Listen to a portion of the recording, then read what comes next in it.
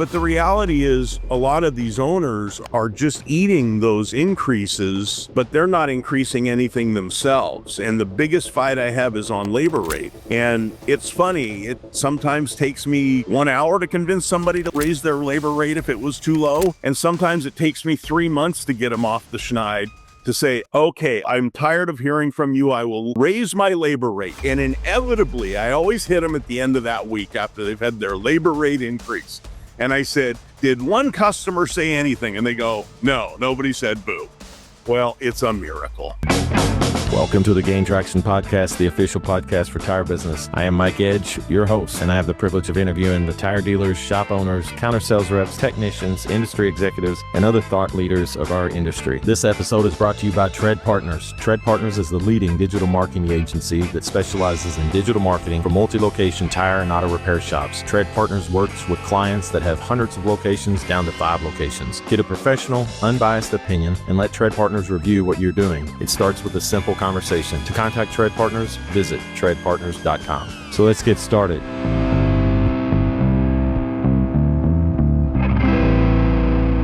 Hey folks, welcome to the Gain Traction Podcast, the official podcast for tire business. Tony Obilovich is our guest today. He is the guy that leads the Master Shop program for Point S Tire USA. And I couldn't be more excited. Tony, welcome to the Gain Traction Podcast. Hey, thanks for having me. I really appreciate you having me on here, Mike. It's a great podcast, and it's a privilege for me to be here. Well, you and I always talk easily, so I know that our challenge is going to be to keep it within the time frame, but we'll do the best we can. You know, you and I touched on several important factors, but I think it's important people to know a little bit about your background because you've run a lot of stores before. You want to tell us about that, or just tell me a little bit about your career how you got into the tire and auto repair.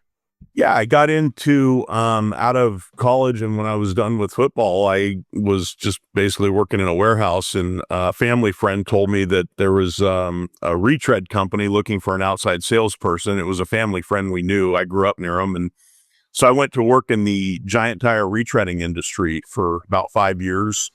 And then shortly thereafter, I went to work for that gentleman's son who started opening retail locations. At the time, it was Tire Factory that eventually evolved to Point S. And when I started for him, he had 5 locations in the state of Oregon.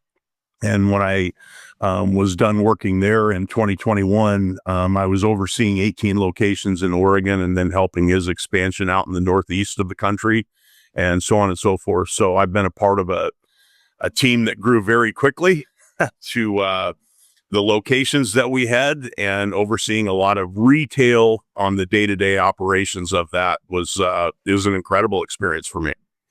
Well, you guys run this master class, and so a little bit about Point S. Point S is like a co-op, right? That you share Correct. A name. It is a co-op. Yeah, and you share a big name, and it doesn't mean that the independent has to get rid of their old name. It's just that they incorporate it.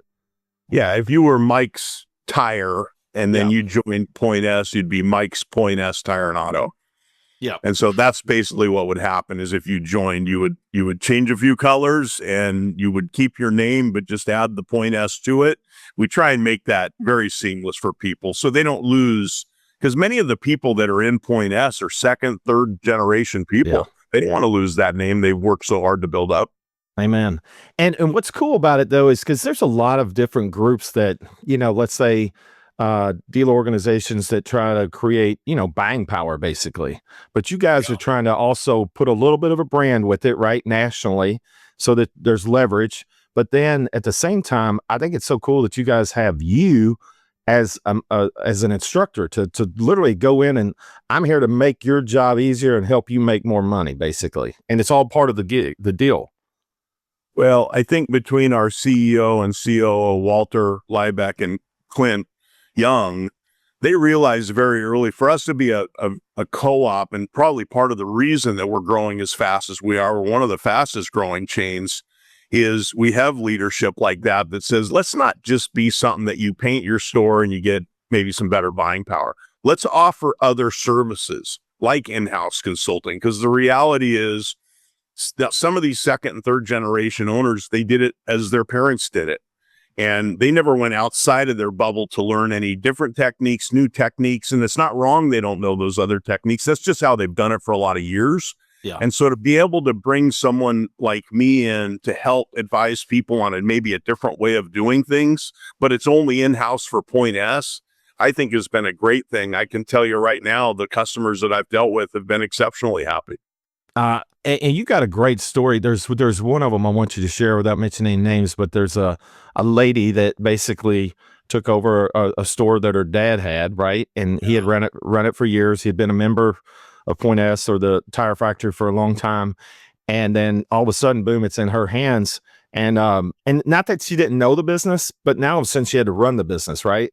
And you were able to come in and basically tell her, hey, everything's gonna be all right. You got this. Yeah, it's scary. I mean, you have a parent die, obviously, and it's one thing when you're sitting next to the captain's chair. It's a different thing to be sitting in the captain's chair.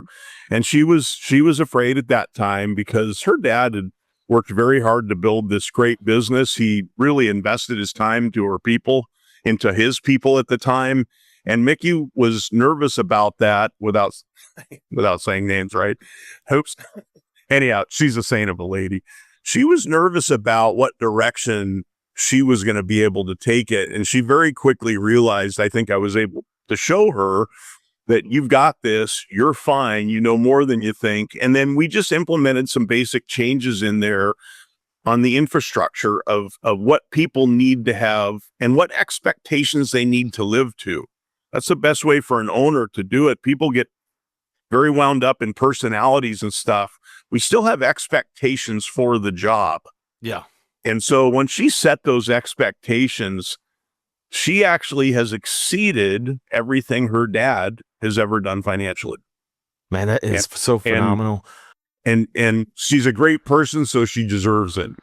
Well, and I think the other thing that you bring to the table that you really, it's kind of like what you said, you know, when you get into business sometimes, man, you just get into business and you're doing it and you're making it work and everything. But the advantage that you bring to the table is the fact that, look, you've been all over the country. You've run a lot of stores. I'm sure you always learn from other folks, but at the same time, you're able to bring that back to somebody individually, one-on-one, and say, hey, listen, here's some best practices that I've seen that you're not doing, that if you just did them, man, it's going to make a world of difference. And you got to trust me here.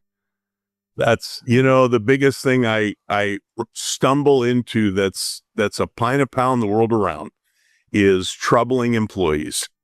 Most owners get it in their head they can't live without this employee, even though that employee might be a total headache. And inevitably, every time they finally make a decision or part ways with that employee, all this weight is removed off their shoulders. That's probably the biggest thing I see time and time again is the fear of dealing with a problem employee. Yeah. And how to deal with that problem employee. And maybe they have family ties to that employee, or maybe that employee's been there a long time. And we want to give every employee every opportunity. But on the flip side of that, we can't hurt our own business because of this employee or one employee. Doesn't make sense. No, and I think it's cool that they get to hear it from your perspective, because you get to come in, you see it over a little bit of time, and it's like, hey, you want my honest opinion? I'm here to help. I think it's cool too. You and I talked about the other big factor that you see when you walk into locations, and let's say people are struggling with profitability, is how many times people don't have their prices set right. Oh, it's Mike, I don't even know where to start on that one. The small business owner, as a general statement, seems to have it in their head that if I raise prices, all my customers are going to leave. And especially right now in our current economic times, things are starting to stabilize a little bit, but not a ton. This is the time that we have to be raising our prices, because who else isn't raising their prices in your world right now, in your personal world? When you go to the grocery store, you go buy a car, you go to the movie theater. I feel like I'm getting skinned everywhere. I mean, it's just like, it's just the reality. But the reality is a lot of these owners are just eating those increases, but they're not increasing anything themselves. And the biggest fight I have is on labor rate. And it's funny, it sometimes takes me 1 hour to convince somebody to raise their labor rate if it was too low. And sometimes it takes me 3 months to get them off the schneid. to say, okay, I'm tired of hearing from you. I will raise my labor rate. And inevitably, I always hit them at the end of that week after they've had their labor rate increase. And I said, did one customer say anything? And they go, no, nobody said boo. Well, it's a miracle, And Yeah. so, just getting to charge. I'm not telling people to go out and gouge. I'm No. not telling you to be under. I'm telling you to be competitively priced in your marketplace. And if you don't know if you're competitively priced, then you haven't price checked your neighborhood. You need to do that. Right. And I think it's important, like even just from the employee salary or pay structure and benefit side, all of that's in that equation right there. It makes you feel better and more confident to pay the better rates to your employees so that they feel good about being there and nobody's really, feeling like they're being dogged a little bit, I guess. Don't feel guilty about profit. As an owner, you should never feel guilty about profit because your extra profitability allows you to buy new equipment, give raises to people, hire extra bodies if you need them. Profitability is a healthy thing. You just got to make sure you're sharing that with your team. And I'm always telling people, look, you got to get everybody in your company winning, not just the owner and manager can win. You need your lowest level employee winning. That's where we start building teams. Everybody's got to win. What's the any other big significant things that you see when you walk into a store or locations? I think a lack of a basic courtesy inspection is probably the second biggest thing I see. Because look, you've got swings at the plate with customers is kind of how I look at them. And if you've got a swing at the plate and they give you a bat, swing the dang thing. You might strike out. That's reality. But the reality is if you don't swing at all, you for sure have no chance of getting on base. And so I tell everybody, if you're doing a courtesy inspection, there's 3 reasons you do a courtesy inspection. Number 1, to inform the customer of the safety of their vehicle. Number 2, to drive business to your mechanical side of your business, which is generally your highest profitability side. And number 3, it helps you educate your customers on the services you provide. You walk into a store that doesn't do courtesy checks, and let's say, for example, they do oil changes. You could ask every customer that walks through the door, including all your long-term customers, and tell them you do oil changes. Half of them will say, I didn't know you did oil changes.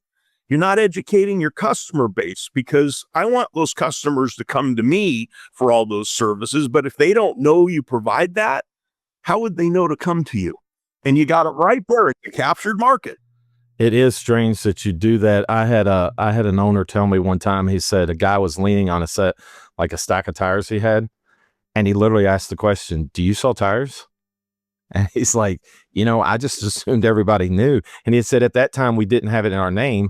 He said, but I still thought, I just took for granted you knew because, we got tires around here, But the guy asked me and he said, then I realized I'm not doing a good job of, messaging here. Something's not connecting.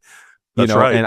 And we need to do a better job at the counter, but we also need to make it maybe more aware with signs or whatever. But in our marketing, but the guy was literally leaning on a stack of tires and asked, do you guys sell tires here? Your point's so well taken there because people could have all kinds of stuff on their walls. We sell this brand of oil changes are this price.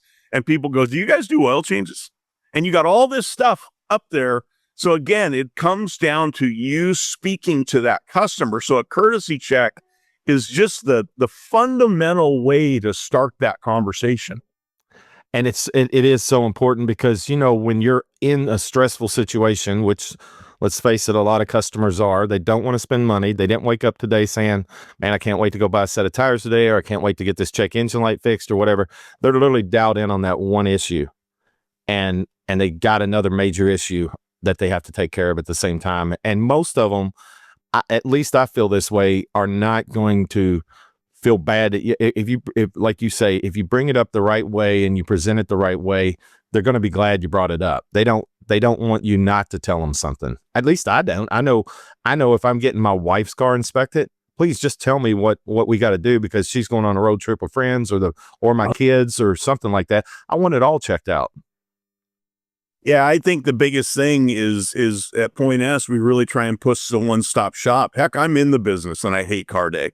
It's I get 5% of the planet can't wait to go wash, wax, and change the oil on their car on the weekend. That's really fun to them. The bulk of people to do car day, to go over here for your oil change and over here for your rotation, over here because you met a mechanic, to get one-stop shop makes those people's lives quicker and easier.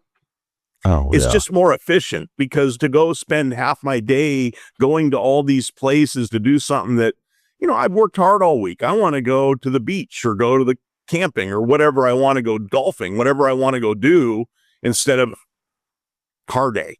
And so we really like to promote that one-stop shop, that we can provide all those services at a competitive price. Let's talk about Point S and the brand. Yeah.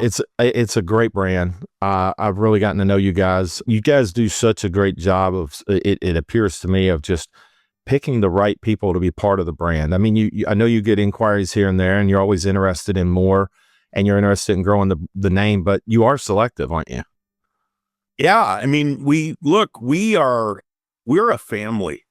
And what a lot of people, I think, Mike, you got to see it because you got to go to your first annual owners meeting back in January. What people outside of our bubble don't understand is what a family we are. You might join groups, you might join different buying groups, you might join that stuff, but it's really not family. And I can't tell you how many people I've watched that came from different buying groups that joined with Point S and went to that first annual owners meeting, and this camaraderie and friendship they get because we're all in it together. Look, they're all owners of the company. I work for all the members because they own the company. They own the real estate. They own the company. They own everything about it. And that's what makes us so great, is that family camaraderie, that we make moves as a group to better our owners because they own the company. And we work for the owners. And I think that's what makes us very unique from every other buying group in our country that I'm aware of. We're a family. Well, and I do a lot of videos. Sorry to cut you off. I do a lot of videos, just promotional stuff internally for Point S. And I always open it with "Hello, family," because that's how we all see each other. Whether I'm an employee at Point S, I'm a member owner for Point S, you're a corporate officer for Point S, we're family. That's what's unique to me. It is interesting. And what's very interesting too is that you guys do a really good job of making sure, one set of owners within the group is not cannibalizing another set. So, I mean, it's like, you're selective about your geographic positioning as well. Yeah. I mean, when we became Point S in 2015, Tire Factory at the time was tasked with growing east in the United States. And Walter, our CEO, is just a great person. Walter and Clint put together a plan that we were going to have a warehouse on the East Coast within 4 years. Well, they had that warehouse in 2 years. We have expansion. We have a goal right now. We call it 555. It's 500 stores in 50 states in 5 years. And we're 3 years into it, and we're at 450 stores in 35 states. I mean, we are ahead of schedule. Our outside sales team does an incredible job of showing people as best they can what we are all about, but we're growing like a weed. And how else is an independent owner going to stay relevant globally in business if you don't join a team? And this is a team of member-owned people. That's what's cool about it. And I think it's kind of like, the word cooperative, if people know how they work, there's a reason why farmers do it and other groups do it, because you end up being a team within, like, I think of some farmer groups I knew that were cooperatives or whatever, but you got to have that buying power, but you also learn from each other constantly. And one of the things I noticed about at your all's conference was the interaction just on the side of people that knew each other, but maybe not see each other once a year. And I mean, it was like a love fest of hugs, and then they might share ideas right there. I mean, hey man, I had this problem, and what you said to me, it helped, or I got that fixed. And I'm going to expand on that. Here's the beauty of Point S. To your point exactly. A couple weeks ago, we just started our mentor program. And myself and one of the fellow owners of Point S got together. We've been working on this idea for 3 months. We just rolled it out at our new member orientation. So anytime we have new members join, 3 times a year, we do orientation for those members to come, and they get to hear from our CEO, CFO, COO. They get to hear from people like myself, other people within the group. Well, what was amazing is by starting this mentor program, everybody, anytime they join a group, are kind of drinking through a fire hose, essentially. Yeah. There's a lot of things that change. They've got to paint their building. They got a lot of things going. So now what we're doing is we're hooking them up, a new member up with a longtime member. So not only will a new member have our new member on boarder sit there and hold their hand for a year, but now you're going to have a buddy. You're going to get introduced to a buddy right out of the gate a confidant that you can talk to, you can ask questions to, that's it's a peer, it's a fellow business owner just like you. So we're doing these things to show people, hey, it's easy to come on, it's easy to make those changes, and here's why you made those changes. That's awesome. I think you bring a lot of you bring that confidence that an owner needs to make that leap. And I'm just thinking, like, if you're sitting there as an owner out there and you're listening right now, I could tell you right now, just from a personal standpoint, Tony, I told you this, so I'm not blowing smoke, but I thought you were a football coach at one time because you're so enthusiastic. Now I know, we're both football fans and we talked about that. You played and everything, but it's like, you bring that level of coaching and you make it fun. Hey, I'm not here to tell you to change your business. I'm here to help you, make a better pass, or make a better catch or whatever, and using football terms, or make a better tackle. I'm just going to teach you some things that are going to work for you that we see across the board, and you're going to make more money. One of the stories incorporated in the previous one we talked about was you talked to the lady, she's working less and making more. Yeah. And I think you've taught owners how to get their time back and be able to make the business, hey, I'm going to show you how to operate it versus it operating you. Yeah, it's funny. A lot of us, I can see how people become micromanagers. Oh yeah. They've done it their way for a long time, but I'm here to tell you, I think being a dictator nowadays is a tough way to lead people. But I'm going to interrupt real quick. Sometimes I don't know Yeah. if it's being a dictator as much as it's just that, man, I've always done it this way, and this is the way my family has survived for 30 years, and it's just hard to get off of that horse because I'm scared. Basically, is what there's a fear factor of change because I'm profitable, but can I really be that much more profitable? And you're telling me just by doing these little things, I can. That's a big leap, Well, I fundamentally believed you can make more and work less because that means you have to delegate to your people. But the critical part of delegating to your people is you have to show them how to do it. And you have to be patient on that training.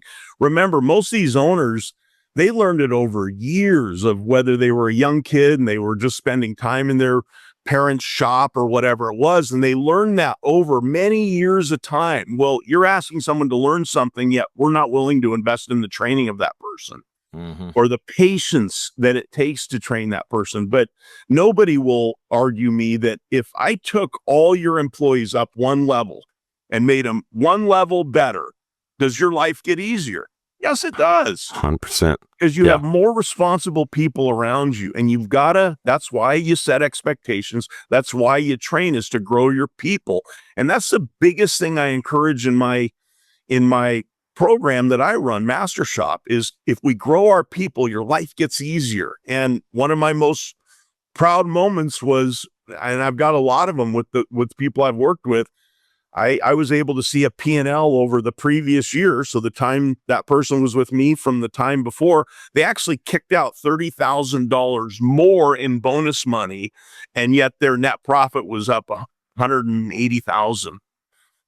And so that's what made me excited. They actually made more money, kicked out more bonus money. Everybody won, and their life was easier. Like, you can't argue with that. And it can happen. You got a really cool motto that you like to live by or throw out. Do you want to share that? Polite, honest, direct. Like, you don't need to tear someone down when you're talking to them. You don't need to be animated. If you're going to have a real conversation with someone, in particular, you're trying to get someone to improve or whatever, you don't need to sit there and tear them down as a person. You don't need to yell at them. Be polite, be honest, and be direct. Because if you're polite, that always comes across nicely in care. If you're honest and you tell them directly and you're direct on that conversation, it's important, because if you beat around the bush delivering your message to somebody, they might not take your message directly, and they might go do something else, and that's really not on them. That's on you, because your message wasn't direct and it wasn't honest because you were afraid of being directly honest. You can do that in a polite fashion. Be real with people and they'll be real back with you. Same thing with customers, right? I mean, absolutely. Absolutely. I think this is an old mantra, but I like it a lot. Clarity is charity. And if you could be clear with people, but you got to preface it. You got to be polite. You can't be, a jerk about it. Yeah. But people in the long run respect that much, much more. I mean, from my days of just being on the road, back in the day when I sold more and I was on the road, I'd flat out tell owners that they were him-hawing around about a program I was introducing or something like that. I said, well, let me ask you, when are you going to make a decision? I don't know.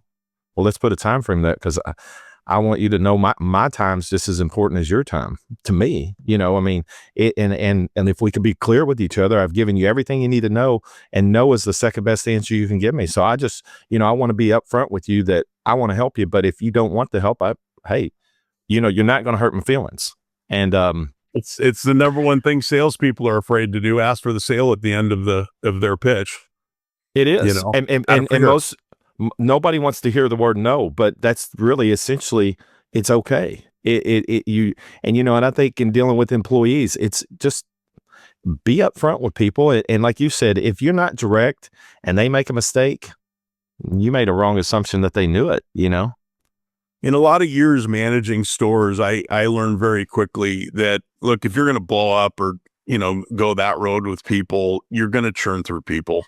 And the best way to get the most out of people is be straight up with them, help them get where they're going, and you just get a positive experience. But you got to invest in their growth too. You can't just invest in the company's growth and forget about the individuals that are your team.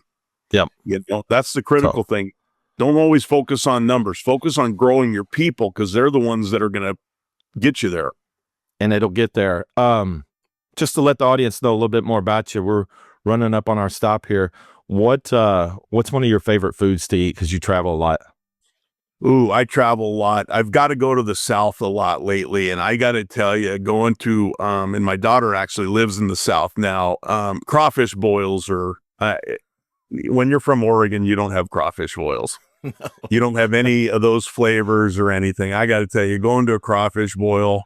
And then I've got to go to New Orleans a couple of times. Have those char grilled oysters are just insanely good. It is. And you just touched on one of my favorite. Cajun food in general is one of my favorite. But crawfish, I mean, it is. It's a little work. Like if you eat them, just steamed or whatever, and you're pulling the tails off and everything. But it's well worth it. But then you can order dishes like the old crawfish etouffee. I mean that thing's. Yeah, sign me up for all of it. We need to hit the road sometime and do the diners, drive-ins, and dives. Find some of those spots. That might crush our diets, but I'm in. Oh well, once in a while, Tony, I think we'd have a good time doing that one. Yes, sir. Well, I can't thank you enough for being part of the podcast. This has been a great podcast. Mike, thank you so much for having me on here. I really appreciate it. And if anybody ever considers Point Ask, you're making a good choice. I agree. And to all our audience out there, we love you. Till next time, be safe. Thank you for being here. To all our listeners, thank you for being part of the Gain Traction Podcast. We are grateful for you. If you'd like to find more podcasts like this, please visit gaintractionpodcast.com. If you'd like to make a guest recommendation, please email me at mike@treadpartners.com. This episode has been powered by Tread Partners, the leader in digital marketing for multi-location tire and auto repair shops. To learn more about Tread Partners, visit treadpartners.com.